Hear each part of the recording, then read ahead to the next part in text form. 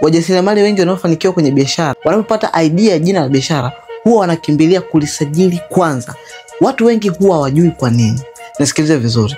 Ukipata idea ya jina la biashara, jambo la kwanza, kabla hujakimbia kwenda kuanza kufanya mambo mengine yote, lisajili kwanza jina la biashara. Sajili jina la biashara juu ya hiyo idea ama biashara ulionayo. Ukishapata usajili wa jina la biashara, hii itakusaidia kuweza kubadilisha TIN namba yako ya kawaida ulionayo kuileta kuwa ya biashara. Hapa unapata namba rasmi ya utambulisho wa biashara yako, kwa maana ya kwamba TIN. Unapopata TIN, hii ndio namba inayokufanya uonekane mtu serious mbele ya taasisi. Unapotaka kufanya biashara na watu wengine ama kuwapelekea drafting fulani ya project ya nini, unawapelekea vitu vikiwa vimekamilika hata kama bado havijaanza. Kumbuka, kusajili jina la biashara na kupata TIN namba ya biashara, it's not even lazima uwe kwenye position fulani kwamba una uwezo wa kumtaji fulani ama kupata kitu fulani. No, hivi vitu, kupata usajili wa jina la biashara na kupata TIN namba ya jina la biashara, especially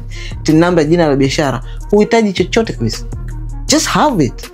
Unapoenda kumpitch mtu biashara yako, idea yako na kitu unachotaka kufanya, everything inakuwa kipo online. Kama wewe ni mtu huyu, comment neno TIN hapo chini, nitakusaidia kupata usajili wa jina la biashara na kuweza kupata TIN namba yako ya biashara sasa hivi. It's very simple.